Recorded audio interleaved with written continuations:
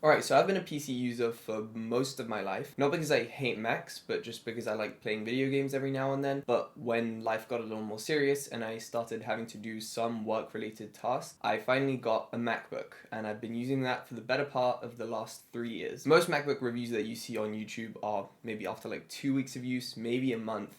But in this video, we're going to be giving a comprehensive 3-year review of the M2 MacBook Air. I'll talk about all the things I've liked, all the things I haven't liked, which Windows may have done better.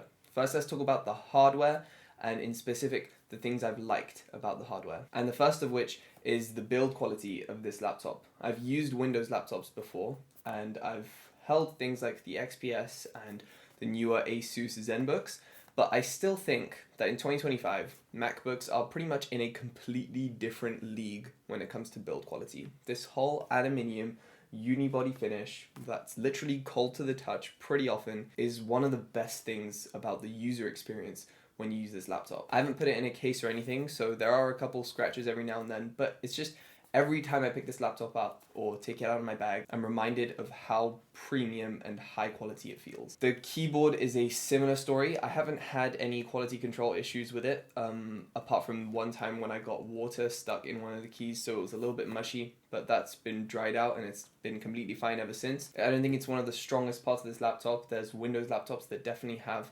better keyboards in my opinion. I think the XPS feels a little bit better, but this is perfectly fine. The trackpad is a different story though. I think the trackpads in MacBooks are still some of the best. They definitely clear most Windows laptops. They're known for feeling precise, being high quality. It's a great experience. Microphone quality and webcam quality are things I don't think about that often. I'm only in a Zoom call very occasionally, and in those times it's perfectly fine.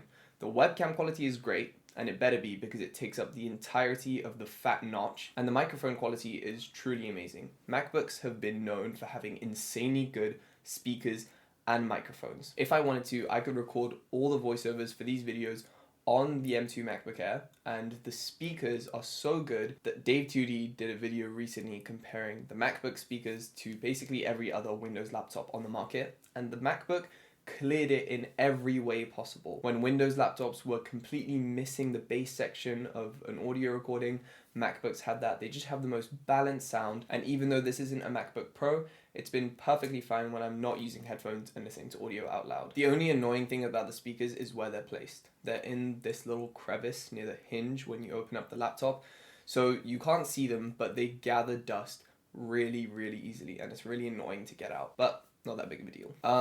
Battery life, I also want to talk about how long this laptop lasts. It lasts me a day of use at least. It's not quite the 2 days of use I was getting when I first took it out of the box, but still, a whole day of use is perfectly fine, especially when I'm occasionally doing some pretty heavy tasks, editing these videos, coding, stuff like that. But I also don't need to think about it that often because most of the time I have it connected to this 4K 27-inch monitor. I'll have it linked below in the description. It's one of the best monitors for a MacBook specifically, but that keeps it at 100% charge. No, it doesn't damage the battery. It actually is good for the battery, if anything, because it doesn't have to put in effort to keep it at 100%. But yeah, no worries about battery life. I think most people in 2025 are probably thinking about getting this laptop used, specifically the M2 MacBook Air. And in that case, I think the battery life really is so good that you don't have to worry that much about someone who's selling it on eBay and thinking about how much the battery may have degraded, because for most people I think it's still going to last you a really long time and you probably don't need to worry that much. And now efficiency and performance.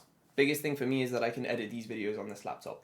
It is only a MacBook Air, but Apple's chips have gotten so efficient ever since M1 pretty much that I can edit all of these videos in 1080p without a sweat. It doesn't have a fan, but it doesn't need one because it doesn't even get that warm pretty often. And while I'm editing all of this in DaVinci Resolve, every time I open DaVinci Resolve on my PC, it would literally crash every single time. Random restarts, random updates needed, randomly closing the entire PC, which was one of the biggest reasons I wanted a MacBook ever since M1 came out. Now, since then, a lot of Windows laptops have caught up really nicely, stuff like the XPS, but I've had no issues with this too. My specific spec is 16 gigabytes of RAM and 512 gigabytes of storage, which I think is pretty much the bare minimum for most people. I wouldn't recommend getting the 256 gigabytes of storage that it starts with. It is a little more expensive, but it's going to last you way longer. And trust me, because these laptops aren't upgradable in any way, those slightly higher investments at the beginning are going to go a long way in the future. Now let's move on to some of the things I don't like so much about the hardware. First of all, the screen. It's not a bad thing. I am really nitpicking here because it's a great screen, it's high resolution, it's perfectly fine for my workflow, but there are just a couple really small things that are a little bit annoying, and it mostly comes out of it being a 3-year-old laptop. So first of all, the bezels and the notch. Also 60 Hz is a little bit jarring at times coming from a 240 Hz monitor when I'm on my PC. And at this point, Windows laptops have come a really long way in terms of screens. A lot of them are OLED now, a lot of them have super thin bezels, and they manage to have really good webcams as well. So it's just time for Apple to really catch up in that sense. It's also just really annoying to clean. I have to clean it pretty often, and every time you touch it, there's a big smudge mark. Just a little bit annoying. And the other thing I don't like about the build, we already touched on it slightly, but it's the repairability. It just doesn't exist on a laptop like this. And if you do want it in a Mac, then you have to spend £5,000 on a Mac Pro. So obviously, as we said already, just need to give yourself a little more headroom at the beginning and choose your spec to be pretty much just at least 16 gigabytes of RAM and 512 gigabytes of storage. Now I want to talk about macOS, which wasn't as big of a learning curve as I thought over Windows. There were things that I even liked more and a couple things that I didn't like so much, but we'll go over all of them. Let's start with the things I like, and the main one is the design consistency. This is basically just every time you're switching apps on your Mac, unlike Windows where you get a completely new menu for file and edit and all the little tabs in the corner at the top, Mac doesn't do that. It just changes the buttons, but you get the exact same format of them. That's just a slight little user experience thing, and the fact that dark mode is actually applied to everything on your computer, unlike Windows where it just has random menus that look outdated and are in a completely different design to the rest of the Windows apps. Also, the UI just feels a lot like an iPhone. I was using an iPhone before, but now I'm on Android, but I can confirm the whole thing just feels much more friendly. And I know that doesn't make that much of a difference to power users, but to most people, I think a UI that is really cohesive with the iPhone is pretty nice. There's less random updates too. Windows still needs to work on how often they update, and more importantly, the fact that they still randomly do a Windows update in the middle of you using your computer, which is the most annoying thing. And speaking of iPhones, AirDrop was by far the best file transfer system ever. I still don't know why Windows and Android haven't figured something out yet that's on that level, but I really do miss it ever since I switched from my iPhone. And another thing is Universal Clipboard. Being able to copy something on your iPhone and paste it on your computer was huge. Finder is also way better than File Explorer. It crashes way less, it takes way less time to open the files in a really big folder. It's just a way nicer experience. And also a small thing,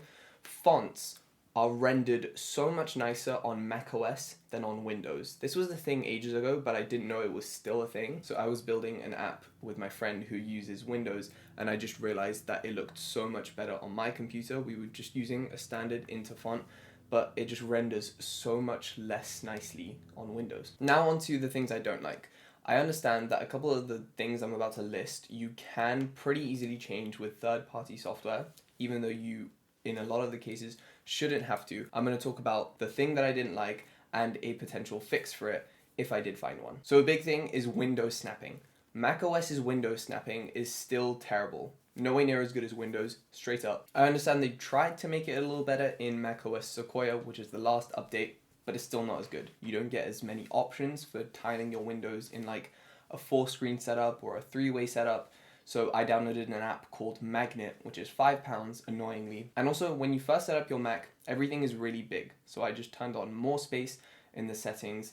I think it's under display or something. And also, macOS uses spaces a lot. When you full screen an app, you start a new space. But the most annoying thing is how slow it is to switch between the spaces. And what's more interesting is that the higher the refresh rate of your screen, the slower it is to switch between spaces. Someone made a video about this, and it seems pretty annoying.